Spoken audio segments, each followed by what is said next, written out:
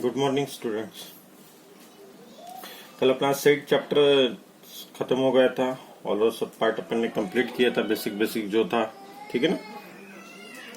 अभी उसके बाद जो बचता है वो है उसका एक रिवीजन। ठीक है ना। एक शॉर्टली आपको एक रिवीजन दे देता हूँ और रिवीजन होने के बाद अपन उसके प्रॉब्लम्स जो है वो कंटिन्यूअसली कर लेंगे। वैसे भी आप जो असाइनमेंट में क्वेश्चन डाल रहे हो तो आप सॉल्व ही कर रहे हो शायद। ठीक है ना। तो चलो अपन एक थोड़ा शॉर्ट रिवीजन कर लेते हैं और उसके बाद उसके जो प्रॉब्लम्स है, ठीक है ना, जो भी ऑब्जेक्टिव है उसके वो देख लेते हैं। ठीक। तो फर्स्टली अपन क्या थे कहते हैं डेफिनेशन ऑफ सेट्स। ठीक है ना। क्या था डेफिनेशन ऑफ सेट्स में under collection of well defined and distinct objects. बराबर है ना। यही था definition. Sorry, collection of well defined and distinct objects. ठीक है ना। तो उसमें अपन दो वर्ड को हाईलाइट किया था, वेल डिफाइंड एंड डिस्टिंक्ट। ठीक है ना। तो वेल डिफाइंड चाहिए, वो अच्छे से डिफाइन होना चाहिए, अंडरस्टैंडेबल चाहिए, कंसिडरेबल चाहिए। ठीक है। और डिस्टिंक्ट यानी अलग अलग यानी डिफरेंट एलिमेंट चाहिए। ऑल ओवर का कलेक्शन यानी सेट होता है। बराबर है। सेट को जनरली डिनोटेड करते थे capital A B C X Y Z से। बराबर है। ये कैपिटल डिनोशन था। ठीक है। और फिर जो भी है सेट जो आप इससे डिनोट करते हो, तो सेट में जो ऑब्जेक्ट्स लिखे जाते हैं उसको करली ब्रैकेट के अंदर लिखा जाता है। बराबर है ना। ये ऑब्जेक्ट्स को अंदर उसके लिखा जाता था। ठीक है। उसी को अपन क्या बोलते थे, एलिमेंट्स या फिर मेंबर्स। बराबर है ना। एलिमेंट्स या मेंबर्स बोले जाता था। ठीक है। और एलिमेंट्स और मेंबर को ही नहीं के जनरल में डिनोट किया जाता था इस तरीके के स्मॉल लेटर में। बराबर है क्या, A B C X Y Z. ठीक है। तो ये बनता था आपका सेट का डेफिनेशन। बराबर है। तो ये आपका सेट का डेफिनेशन था। ठीक है। अभी ये रिवीजन है तो थोड़ा फास्ट होगा। ठीक है। सिर्फ आपको रिकॉल करा के दे रहा हूं मैं कि आप क्या क्या पढ़े थे। ठीक है ना। क्या क्या पढ़े थे वो रिकॉल करा के दे रहा हूं, बस, बाकी कुछ नहीं। ठीक है। तो इस तरीके से वो सेट का डेफिनेशन था, डिनोशन था। ठीक है ना। जैसे एक आधा एग्जांपल ले लेता, let A is equal to, तो ए डिनोशन है, इक्वल टू करके करली ब्रैकेट देना था और उसमें जो आपको एलिमेंट्स जो दिए होंगे वो आपको इस तरीके से लिखना था और करली ब्रैकेट बंद कर देना था। ठीक है। तो इस तरीके का ये बनता था आपका एग्जांपल ऑफ सेट। ठीक है ना। ओके। ठीक है। चलिए फिर उसके बाद नेक्स्ट अपन क्या देखे थे, नेक्स्ट फॉर्म में रिप्रेजेंटेशन ऑफ ए सेट। बराबर है। तो रिप्रेजेंटेशन ऑफ सेट देखा था। ठीक है ना, याद है ना, रिप्रेजेंटेशन ऑफ सेट।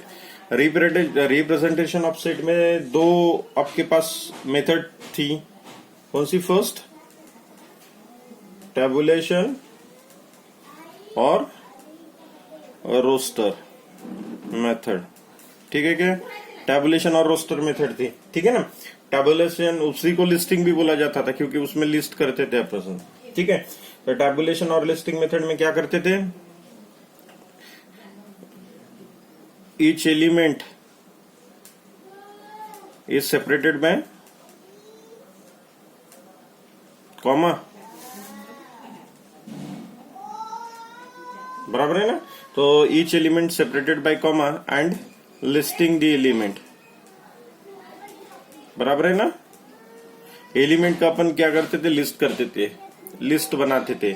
उसको नहीं क्या अपन क्या बोलते थे, टैबुलेशन, रोस्टर या फिर लिस्टिंग मेथड। ठीक है ना। जैसे आपको प्रॉब्लम कंसिडरेशन करके चला। ठीक है ना। Natural numbers lies between 1 to 10। ठीक है। तो 1 to 10 के बीच वाले नेचुरल नंबर, तो 10 भी इंक्लूड कर लो, लेस देन 10 नहीं, less than is equal to, तो ये वाला सेट बन जाएगा। ठीक है ना, इस तरीके का। ठीक है क्या। तो ये बन जाएंगे even natural number less than 10। तो आपके क्या आएंगे 2 4 6 8 10 10 नहीं, लेस देन 10 बोल दिया तो ठीक है। तो ये बन गया आपका टेबुलेशन, रोस्टर और लिस्टिंग मेथड। ठीक है, तो जहां पे हर एक एलिमेंट आते हैं, सभी एलिमेंट लिखे जाते हैं, लेकिन कोई भी एलिमेंट रिपीट नहीं होता, उसका ध्यान देखना पड़ता है। ठीक है, रिपीट होता नहीं है।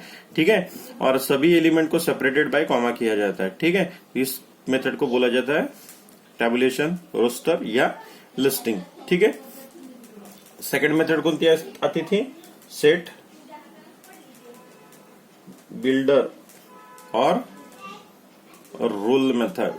ठीक है ना, याद है ना? सेट बिल्डर और रूल मेथड आती थी सेकंड में। ठीक है, सेट बिल्डर और रूल में क्या करते थे? जनरली अपन क्या करते, एलिमेंट का रिप्रेजेंटेशन एक्स से दिखाते थे। ठीक है ना, ये रिप्रेजेंटेशन ऑफ एक्स होता था। ठीक है, और या फिर अपन एज ए वेरिएबल करके भी यूज करते थे उसको। ठीक है ना, थोड़ी देर के लिए उसको एज ए वो सेट का वेरिएबल कंसिडर करके भी चलते थे। ठीक है, और उसको डिफाइन कैसे करते थे? जो भी सेट था वो जो भी है, यानी सीधा सीधा ये वर्बली अपन, ठीक है क्या, तो अपन क्या करते थे, उसको वर्बली अपन शो करते थे ना, बराबर है। यानी वर्बली यानी क्या, तो सिर्फ नहीं क्या, अपन उसको लिखते थे। जैसे x is the element such that x belongs to, कोई भी एक एग्जांपल लिख रहा हूं, natural number and x is even less than 10, ये वाला एग्जांपल। ठीक है, x is the element such that x belongs to n and x is even number, ठीक है, लेस देन 10, ऐसे कुछ। ठीक है क्या, तो ये अपना बनता था क्या, तो सेट बिल्डर। ठीक है, तो इसमें क्या होता था, तो सिर्फ अपने एलिमेंट की नहीं क्या, जो भी प्रॉपर्टीज है, मैंने बताया था आपको कि आप क्या करते थे, तो एलिमेंट का फॉर्म एक्स से डिनोट कर देते और उसके रिलेटेड कोई तो उसकी प्रॉपर्टी लिखते थे, बराबर है। तो ये प्रॉपर्टी ऑफ एक्स बनती थी, और प्रॉपर्टी ऑफ एक्स लिखा जाता था सिर्फ, और इसमें कोई भी एलिमेंट का कलेक्शन नहीं आता है डायरेक्टली। ठीक है, एलिमेंट्स नहीं आते, एलिमेंट्स का प्रॉपर्टी लिखा जाता है, और हर एक एलिमेंट को नहीं सिर्फ एक्स से डिनोट किया जाता है, उसको बोला जाता है सेट बिल्डर और रोल मेथड। ठीक है, देखा था ना। ठीक है, ये रिप्रेजेंटेशन ऑफ सेट हो गए थे। तो उसके बाद क्या देखे थे अपन ने, उसके बाद टाइप्स ऑफ सेट्स, याद है, ये सेकंड था अपना, टाइप्स ऑफ सेट्स देखे थे। ठीक है ना, थोड़ा शॉर्टली करना है और फटाफट करना है, पूरा चैप्टर आज अपने को कंप्लीट करना है 50 मिनट्स के अंडर में। ठीक है, तो types of set, types of set में क्या आता था, फर्स्ट टाइप बराबर है नल और एम्प्टी और वाइड सेट। ठीक है ना, चलो नल, एम्प्टी और वाइड सेट। तो इसमें नल और एम्प्टी कब बोला जाता था, ठीक है ना, जब no element in that set, बराबर है ना। अगर वो सेट में एलिमेंट ही नहीं रहते, ठीक है, उस सेट को बोला जाता था नल, एम्प्टी और वाइड सेट। ठीक है ना, तो ये वाला नहीं क्या, नल एम्प्टी यानी एक भी एलिमेंट नहीं है। ठीक है, इस तरीके का आप अगर सेट कंसीडर करके चल रहे हो तो वो आपके लिए नल बनता था। ठीक है, जनरली उसको डिनोटेड कैसे करते थे, फाइ से, या फिर ये करली ब्रैकेट और अंदर कुछ नहीं लिखा जाता था। ठीक है ना, बराबर है। तो जनरली ये उसका भी कोई प्रॉपर्टीज होता है बेसिक वाला, जैसे फाइ, ये वाला जो फाइ इज यूनिक होता है, क्योंकि फाइ कहीं पे भी यूज नहीं किया जाता है। ठीक है, फाइ अगर अपने सेट के फॉर्म में आता तो वो ऑलवेज एम्प्टी होता है। ठीक है, तो कंसिडरेशन करके चलना पड़ता है, फाइ इज ऑलवेज एम्प्टी। ठीक है, अगेन अपन पढ़े थे phi is subset of every set, पढ़े थे क्या, बराबर है ना। Phi is subset of every set, phi ये वाला सबसेट रहता था हर एक सेट का। ठीक है, एंड ये तो पता ही है, फाइ को कभी भी ब्रैकेट में लिखा नहीं जाता। ठीक है, बोलने की लिए जरूरत नहीं है। ठीक है, तो phi can not be return in the या फिर विद इन ए ब्रैकेट, यानी ये वाला रिप्रेजेंटेशन अगर कोई लिखता है तो ये वाला अपना गलत है। ठीक है ना, अपने को एक तो ये इस तरीके से लिखना है या अदरवाइज इस तरीके से लिखना है। ठीक है, ये अगर लिखा होगा तो ये गलत अपना रिप्रेजेंटेशन है। ठीक है, अगर फाइ कभी कभी फंक्शन के तौर पे अगर यूज करते तो वो अलग बात है। ठीक है ना, ठीक है, फाइ, लेकिन वो सेट के फॉर्म में नहीं लिखा जाता, वो फिर दूसरा कुछ पार्ट होना चाहिए, क्योंकि फाइ इज अ फंक्शन भी कंसिडरेशन करा जाता है, जैसे अपन एफ करते हैं, जी करते हैं, एच करते हैं। ठीक है, उसी तरह फाइ भी फंक्शन होता है, लेकिन उसमें भी उसको भी ऐसे लिख सकते हैं, लेकिन वो चैप्टर टू चैप्टर चेंज होते जाता है कंसेप्ट, ठीक है ना। इस तरीके से जो होता है उसको नल, एम्प्टी और व्हाइट सेट बोला जाता है, ठीक है ना। चलिए ओके, सेकंड वाला क्या था, सिंगल टोन सेट, बराबर है ना। सिंगल टोन सेट, उसी को क्या बोला जाता था, यूनिट सेट, बराबर है क्या। ये भी बोला जाता सिंगल टोन यानी ओनली वन एलिमेंट, बराबर है ना। सिंगल बोला तो एक ही एलिमेंट, ठीक है, एक ही एलिमेंट का कलेक्शन, वो बनता था आपका सिंगल टोन सेट, ठीक है। तो कोई भी सेट में, जो भी एग्जांपल है, कोई भी सेट में एक ही एलिमेंट अगर आता है आपका तो उसको सिंगल टोन बोलना है, ठीक है ना। कैपिटल ऑफ महाराष्ट्र बोला था मैंने, कैपिटल ऑफ इंडिया, ठीक है, कैपिटल ऑफ मध्य प्रदेश, ये ऑल ओवर जो भी है ये आपका सिंगल टोन सेट है क्योंकि इसमें एक ही एलिमेंट है, ठीक है। चलिए उसके बाद नेक्स्ट वाला, नेक्स्ट कौन सा था, थर्ड नंबर पे, फाइनाइट एंड इनफाइनाइट सेट, बराबर है क्या। फाइनाइट एंड इनफाइनाइट सेट रहता था, बराबर है। फाइनाइट यानी हाँ बराबर है, फाइनाइट यानी काउंटेबल, काउंटेबल, ठीक है क्या। फाइनाइट यानी काउंटेबल यानी जिसको अपन गिन सकते हैं, ठीक है क्या। तो जिसको अपन गिन सकते हैं उसको बोला जाता है फाइनाइट यानी काउंटेबल, ठीक है। और इनफाइनाइट यानी अनकाउंटेबल, ठीक है, ये अनकाउंटेबल बनता था। तो जिसको अपन काउंट कर सकते वो फाइनाइट सेट में आएंगे, जिसको काउंट नहीं कर सकते इनफाइनाइट में आएंगे, ठीक है ना। तो वैल्यूज कैसे गिनने में मे बी 1-2 दिन लगेंगे, ठीक है, चलेगा, या फिर आपका 7 दिन का भी टाइम लगेगा तो भी चलेगा, तो उसको फाइनाइट बोलेंगे। और जिसको गिन ही नहीं सकते उसको इनफाइनाइट बोलते जाएंगे, ठीक है। जैसे नंबर का सेट है तो ये सेट में अगर कोई रेस्ट्रिक्शन लगाता है, less than 10, less than 1000, less than 1 lakh, ऐसा कोई रेस्ट्रिक्शन लगाता है तो वो फाइनाइट बनता है। लेकिन सिंपली अगर बोला उसने set of rational number, set of complex number, set of whole number, natural number, ठीक है ना, तो इंटीजर्स, ये वाला इनफाइनाइट में आ जाता है क्योंकि उसको रेस्ट्रिक्शन नहीं लगाया तो अपन उसको कहीं पे रुका नहीं सकते, ठीक है ना। तो जनरली फाइनाइट तो आपका चालू हो जाएगा इस तरीके से, कहीं से भी समझ लो 1 2, जैसे नेचुरल का एग्जांपल लेता, और उसने जहां पे बोल दिया है, ठीक है ना, जहां पे खत्म करना है, ठीक है, उसने बोल दिया कि 1000 को लेके खत्म कर दो तो ये यहाँ पे खत्म हो जाएंगे। लेकिन इनफाइनाइट आप चालू होगा 1 2 3 से डॉट डॉट डॉट डॉट करके, लास्ट कहाँ पे खत्म होगा तो पता ही नहीं, तो इसलिए ऐसे डॉट डॉट डॉट देके नहीं के छोड़ दिया जाता है, ठीक है। ये डॉट रिप्रेजेंट क्या करता है, इनफाइनाइट, इसको अपन काउंट ही नहीं कर सकते, ठीक है, ठीक। चलिए फिर उसके बाद नेक्स्ट क्या देखा था, फोर्थ में cardinal number of finite set, बराबर है। Cardinal number of finite set देखे थे। Cardinal number of finite set को क्या कर कैसे बोला जाता था, कार्डिनल यानी क्या होता था, ये कार्डिनल नंबर जो था ये वर्ड यानी क्या, अपन ये number of elements in that particular set, बराबर है। नंबर ऑफ एलिमेंट्स को कार्डिनल नंबर बोला जाता था, ठीक है। जैसे जो भी सेट दिया है तो उसके एलिमेंट को काउंट करो और आपको उसको जो भी उसका नंबर आता है वो लिखना है, ठीक है। तो जनरली उसको एन ऑफ ए, एक आधा सेट ए होगा तो एन ऑफ ए से डिनोट करते थे, नहीं तो अदरवाइज ऑर्डर ऑफ ए से। तो ये कार्डिनल नंबर का रिप्रेजेंटेशन है, ठीक है। जैसे सेट ये वाला अपने पास है, समझ लो ऐसे कुछ, ठीक है। तो यहाँ पे एन ऑफ ए कितना होता था आपका 3, बराबर है, 3 ही एलिमेंट्स है इसमें, ठीक है। तो ऐसे कुछ एन ऑफ ए बन जाता था, क्लियर, ठीक है। हाँ, तो इस तरीके से नहीं कि ये कार्डिनल नंबर बनता था, ठीक है। लेकिन फाइनाइट का निकलेगा, इनफाइनाइट का तो निकलेंगे नहीं, इनफाइनाइट को अपन तो गिन ही नहीं सकते, ठीक है। चलिए नेक्स्ट अपना आता था क्या, equal, equal set. Equal set किसको बोला जाता था, two set A and B are said to be equal if, कब, every element of set A is an element of set B, बराबर है ना, ठीक है। ए के जो भी एलिमेंट थे वो बी में चाहिए और बी के भी जो एलिमेंट है वो ए में चाहिए। ऐसा अगर कंडीशन है तो ए इज इक्वल टू बी हो जाता है, बराबर है, क्लियर, ठीक है। तो इक्वल सेट किसको बोला जाता है, ए और बी में दोनों में नहीं क्या सेम एलिमेंट चाहिए तो ही उसको अपन इक्वल बोलेंगे, बराबर है, ठीक है ना। बिल्कुल इजी है, तो कुछ ज्यादा बताने की कुछ जरूरत नहीं है, ठीक है। फिर क्या था, इक्विवेलेंट सेट, इक्विवेलेंट सेट किसको बोला जाता था? दो सेट है ए एंड बी, और ए एंड बी में number of A is equal to number of B अगर सेम है, ठीक है ना, ओनली ऑर्डर्ड के फॉर्म में अगर वो दोनों इक्वल है तो उसको बोला जाता था इक्विवेलेंट सेट। बराबर है? क्लियर? हाँ, ठीक है।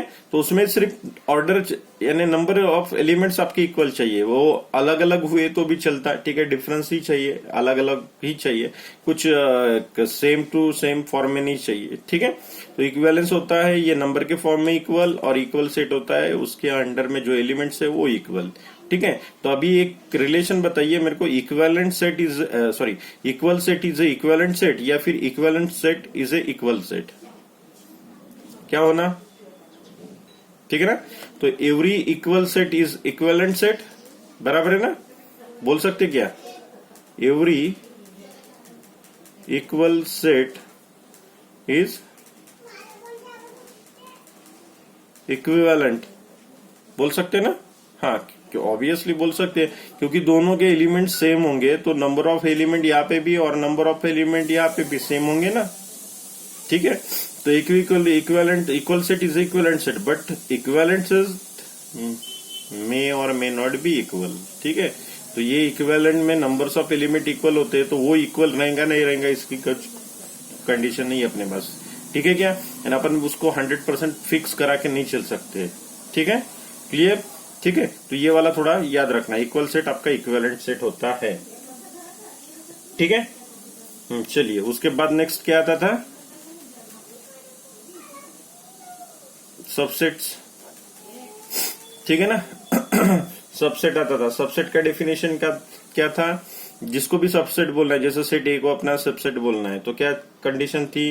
ये सेट ए को सबसेट बोलना है तो किसी का अलग सेट का बोलना पड़ेगा, जैसे बी का सबसेट बोलना पड़ेगा, सेट ए को अपने को क्या बोलना है? सबसेट बोलना है, किसका? बी का, ठीक है। तो क्या कंडीशन थी? All element of set A include in set B, बराबर है ना, ठीक है ना। All element of set A include in set B, ठीक है। या फिर if every element of A is also an element of set B, ठीक है क्या, then A is called subset of B, बराबर है। तो ये सभी के सभी एलिमेंट बी में चाहिए थे, ठीक है। उसका रिप्रेजेंटेशन ऐसे कुछ था, उसको डिनोट ऐसे करते थे, पता है ना, ठीक है। ये वाला उसका रिप्रेजेंटेशन यानी डिनोशन था, ठीक है। तो इस कंडीशन में आपको पता है ए सबसेट ऑफ बी, तो फॉर, और ये वाला सिंबल पता है ना, for all elements x belongs to A, ये इंप्लाइज होंगे एक्स बिलोंग्स टू बी में, for all x belongs to B, बराबर है ना। जो भी सभी के सभी एलिमेंट्स है, फॉर ऑल होता है इसका मीनिंग, ठीक है। एक्स बिलोंग्स टू ए जो है, ए में जो बिलोंग्स टू करते हैं, ठीक है, वो 100% बी में भी बिलोंग्स टू करने चाहिए। इस तरीके का कंडीशन अगर बनता है तो वो बनता था आपका क्या? सबसेट, ठीक है ना, बराबर है। ठीक है। फिर अपन सबसेट निकालने का कोई फार्मूला देखा था, याद है क्या? नंबर ऑफ सबसेट क्या था? 2 to the power n, where n is order of set जो भी है, ए बी सी जो भी है, बराबर है ना। तो 2 to the power n में आपके नंबर्स ऑफ सबसेट निकल जाते थे, ठीक है। तो ये आपका सबसेट था, ठीक है ना। चलिए उसके बाद नेक्स्ट क्या पढ़े थे? Proper subset. प्रॉपर सबसेट किसको बोला जाता था? ठीक है ना। ए सेट को अपन प्रॉपर बोल रहे थे किसके? बी के, ऐसे समझ लो, ठीक है। तो इस कंडीशन में क्या करना था? तो पहले तो आपका ए क्या चाहिए था? आपका सबसेट, ये पहले आपका सबसेट चाहिए था, क्लियर ना। ये पहले सबसेट चाहिए था, और ये बी क्या चाहिए था? बी में क्या चाहिए थे? एटलीस्ट 1 एलिमेंट एक्स्ट्रा, बराबर है ना। 1 ने एटलीस्ट बोला, क्या एटलीस्ट यानी मीनिंग क्या होता है? कम से कम, ठीक है। कम से कम यानी एक 1 वन से शुरुआत है उसकी, वन से स्टार्ट हो रहा, मैंने वन एलिमेंट एटलीस्ट, पहले तो पूरे के पूरे चाहिए, लेकिन उसके बाद एक एटलीस्ट ज्यादा चाहिए, बराबर है।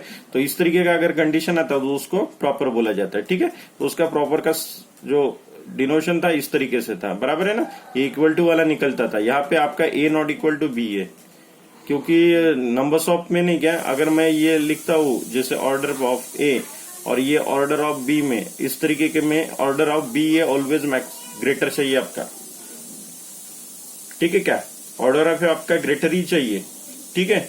तो ए नॉट इक्वल टू बी होता है तो भी ए नहीं का सबसेट ऑफ बी होता है, यानी सब एलिमेंट बी में इंक्लूड है लेकिन बी के सब एलिमेंट ए में इंक्लूड नहीं, उसको प्रॉपर सबसेट कहा जाता है, ठीक है। उसके बाद क्या आता था, इम्प्रॉपर सबसेट्स, ठीक है ना। इम्प्रॉपर सबसेट में क्या आते थे, अभी देखिए ए सबसेट ऑफ बी, ये ऐसे कुछ रहता था, बराबर है ना, ठीक है। अभी इम्प्रॉपर में खुद होके सेट ए का सेट ए एंड ये वाला, ये दो ऐसी कुछ कंडीशंस है कि जो नहीं कि ये कंडीशन फुलफिल नहीं करती इसके फॉर्म में, ठीक है क्या, खुद के फॉर्म में। यानी आप अगर लिखते हो जैसे, तो वो ये वाले नहीं क्या आपके प्रॉपर सबसेट नहीं बनते दोनों भी, ठीक है, सेट ए के फॉर्म में। तो ये वाला कंटेन नहीं क्या, क्या कहलाता है, इम्प्रॉपर, ठीक है ना। इम्प्रॉपर सबसेट में आते कौन है, दो ही आते हैं, क्योंकि फाई ये वाला आपका ऐसे कुछ लिखा जाता है, प्रॉपर सबसेट ऑफ ए, ठीक है ना, बराबर है। फाइव से ज्यादा यहाँ पे है, लेकिन ये ऐसे लिख सकते क्या, नहीं, ये तो गलत है टोटली, ठीक है ना, क्योंकि इसमें एक्स्ट्रा एलिमेंट कहाँ पे, दोनों सेट है तो कहाँ पे एक्स्ट्रा एलिमेंट लेंगे, ठीक है। यहाँ पे तो एक लाइन चाहिए थी, यानी सबसेट चाहिए था, तो आपको तो ये तो पता है ना, every set is a subset of itself, ठीक है। तो फाइव और ए ये क्या बनते हैं आपके इम्प्रॉपर सबसेट्स, ठीक है। तो इम्प्रॉपर सबसेट के लिस्ट में दो ही आते हैं, फाइव एंड ए, ठीक है। तो एम्प्टी एंड इटसेल्फ, ये दो ही एग्जांपल आपके नहीं क्या गाय में आते हैं, सिर्फ इम्प्रॉपर सबसेट के फॉर्म में, ठीक है। फिर बचा 10 बताया था आपको, सुपर सेट। सुपर सेट किसको बोला जाता था, जैसे आपने प्रॉपर देखा, बस प्रॉपर को उल्टा करना है आपको बोला था, ठीक है ना। यहाँ पे ऐसे कुछ इसको लिखना है, यही वाला फॉर्म जो है मैंने ऐसे लिखा है, ठीक है। आपको पता है कि A is a subset of B, B has at least one element extra, ठीक है। तो इसके वजह से नहीं कि उसको सिर्फ उल्टा लिखा जाता था, यहाँ पे बन जाता है B is super set of A, ठीक है ना। B इज आपका बन जाता है क्या, सुपर सेट ऑफ A, ठीक है। तो सुपर सेट किसको बोला जाता है, जिसमें एक्स्ट्रा एलिमेंट है, ठीक है ना, अदर सेट से, ठीक है, जिसमें कुछ तो एक्स्ट्रा बातें हैं, एक्स्ट्रा एलिमेंट है, एक्स्ट्रा वैल्यूज है, उसको सुपर सेट कहलाता है, ठीक है। फिर आता था नेक्स्ट वाला यूनिवर्सल सेट, आता था ना, ये यूनिवर्सल सेट था, ठीक है। तो यूनिवर्सल सेट था, तो अभी यूनिवर्सल सेट किसको बोला जाता था, डेफिनेशन बताई थी आपको, super set of all the sets, बराबर है ना, super set of all sets, clear. ये था सुपर सेट, यानी सभी का सुपर सेट, यानी जो भी सेट ले रहे हो उससे बड़ा, जो भी सेट ले रहे हो उससे बड़ा। आप 10 तक ले रहे होते हैं, वो 15 तक, 100 तक, वो 200 तक, ऐसे कुछ, ठीक है, उससे बड़ा रहेगा, यानी सब सेट उसमें इंक्लूड रहेंगे, उसको super set, sorry universal set कहलाते, ठीक है। जनरली डिनोशन पता है ना उसको, कैसे, यू से या फिर एस से, कैपिटल एस यू, ठीक है ना, इस तरीके से उसको डिनोट करते थे, ठीक है। और फिर लास्ट में आता था क्या, लास्ट में पावर सेट आता था ना, ये पावर सेट आता था, ठीक है। लास्ट था पावर सेट। पावर सेट किसको बोला जाता था, कलेक्शन ऑफ ऑल सबसेट्स, बराबर है क्या, ऑल सबसेट्स ऑफ ए में भी सेट ए ले रहे हो तो, ठीक है ना, सभी का कलेक्शन सबसेट का, यानी पावर सेट बनता था, ठीक है। Generally denoted by P of A. कल ही अपन इसके बाद बारे में पढ़े थे, कुछ याद होगा तो, कल या शायद परसों, ठीक। ठीक है। तो पी ऑफ ए ये पावर सेट होता है, पी रिप्रेजेंट पावर, अदरवाइज कोई नहीं, ठीक है। डिनोशन में A B C X Y Z use किया जाता है, पी कभी यूज नहीं किया जाता, पी स्टैंड फॉर पावर, ठीक है। इस तरीके से पावर सेट देखा था, ठीक है ना। तो ऐसे कुछ अपने पास जो थे टाइप्स ऑफ सेट हुए थे, ठीक है।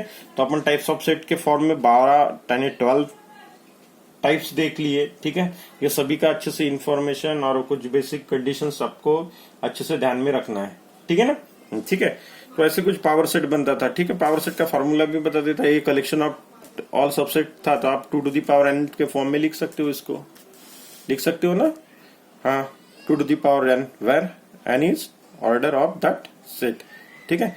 तो ये नंबर ऑफ बता देंगे आपको, पी ऑफ ए में कितने नंबर एलिमेंट्स आते, तो ठीक है क्या। चलिए नेक्स्ट, ठीक। ये अगर नोट्स को आपको जेरोक्स लगता है, सॉरी, अगर उसके फोटो कॉपी यानी आपको अगर फोटो लगते हैं तो मेरे को बताइए, वैसे मैं इसके फोटो निकाल के आपके ग्रुप पे भी शेयर कर सकता हूँ, ठीक है ना। आपको लगता है कि ये कुछ जो लिख रहे हैं वो शॉर्टली ये वाला ये बहुत काम में आता है, क्विक रिवीजन के तौर पे, ठीक है ना। ये पूरा का पूरा रीड करने में बहुत टाइम चला जाता है, तो इससे अच्छा है कि ये वाला क्विक जो नोट्स मैं बना रहा हूँ, ये वाला ये शॉर्ट है बिल्कुल, वो अपन वक्त पे पढ़ सकते हैं, जैसे कोई टेस्ट वगैरह है उसके पहले, ठीक है। ऑपरेशन ऑन सेट्स, तो फर्स्ट उसमें ऑपरेशन आता था यूनियन, ठीक है।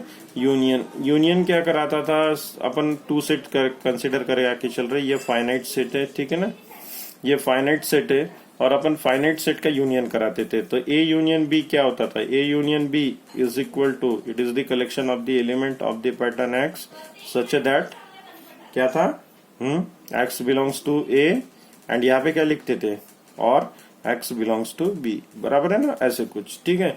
तो अपन ये सेट बिल्डर में उसको एक्सप्रेस करते थे, ऐसे कुछ एलिमेंट जो ए में भी बिलोंग्स टू करने चाहिए और बी में भी चाहिए, और दोनों में भी चाहिए, सॉरी दोनों में भी हुए तो भी चलता है, ठीक है। तो ऐसे कुछ फॉर्म अपन ए यूनियन बी से डिनोट करते थे, ठीक है ना।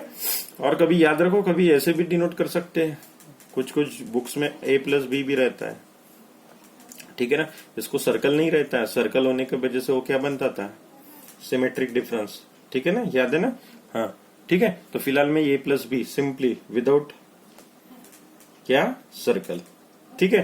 तो उसमें क्या किया जाता है, ए सेट और बी सेट के जो भी एलिमेंट्स है वो कंबाइन किए जाते हैं, ठीक है ना, एक साथ कलेक्ट किए जाते हैं, और उसी को बोला जाता है यूनियन, ठीक है ना, बराबर है ना, ठीक है। तो उसको वेन डायग्राम से कैसे डिनोट करते थे वो बता देता, ये सेट ए है, ये सेट बी है, ये आपका यूनिवर्सल है, ठीक है ना। तो यूनियन यानी ये वाला पूरा का पूरा पार्ट आता था, ठीक है ना, ये ऐसे कुछ ये बनता था आपका ए यूनियन बी, इसमें आपका ए का भी पार्ट, कॉमन भी पार्ट और बी का भी पार्ट, ये तीनों पार्ट आते थे, बराबर है। तो ऐसे कुछ यूनियन ऑफ सेट बनता था, ठीक है। सेकंड क्या था, इंटरसेक्शन ऑफ सेट्स, बराबर है ना। इंटरसेक्शन में भी वैसे 2 सेट चाहिए थे, ठीक है। इंटरसेक्शन को डिनोटेड बाय दिस फॉर्म, बराबर है ना। ये इंटरसेक्शन भी पता है इसको, ये आप पढ़े हो तो इसलिए ज्यादा बताने की कुछ जरूरत नहीं, शायद 9-10 में था ये। तो इसमें collection of element x pattern x belongs to A, ठीक है, and x belongs to B. इसमें कंपल्शन था कि दोनों में बिलोंग्स टू करना चाहिए एलिमेंट, ए में भी और बी में भी, ए और बी में दोनों में बिलोंग्स टू करता है एलिमेंट, तो ही आपने क्या इंटरसेक्शन में लेते हैं। तो इंटरसेक्शन यानी क्या होता है, तो common part between A and B, बराबर है ना, हाँ, ठीक। तो इस तरीके से, या फिर ऐसे भी दिखाते हैं उसको, ए बी, ऐसे भी एक सिंबल है, जैसे यहाँ पे ए प्लस बी एक्स्ट्रा ए इंटू बी के फॉर्म में भी कभी दिखाते हैं, ठीक है ना। क्योंकि कैसे अपने एग्जाम में जेई के फॉर्म पर बोल रहा हूँ, जेई में कैसे कभी कभी क्वेश्चंस में डिनोशन थोड़ा अलग आने की वजह से कंफ्यूजन हो जाता है, तो इसके वजह से अपने को थोड़ा आइडिया चाहिए कि उसका डिनोशन वगैरह कैसे होता है, क्या होता है, तो ठीक है ना। तो क्वेश्चन आने वाला भी छूट जाएंगे। फिर से उसको ए सेट है, ये बी सेट है, ठीक है, उसका कॉमन पार्ट, ये कॉमन पार्ट आता, ठीक है ना। तो ये आपका ए इंटरसेक्शन बी बन जाता है, ठीक है, इतना ही पार्ट ना। यहाँ पे यूनियन में पूरा पार्ट आता है, इंटरसेक्शन में छोटा सा कॉमन पार्ट आ जाता है, ठीक है। तो ये आपका बन गया इंटरसेक्शन। चलिए उसके बाद थर्ड नंबर क्या पढ़े थे?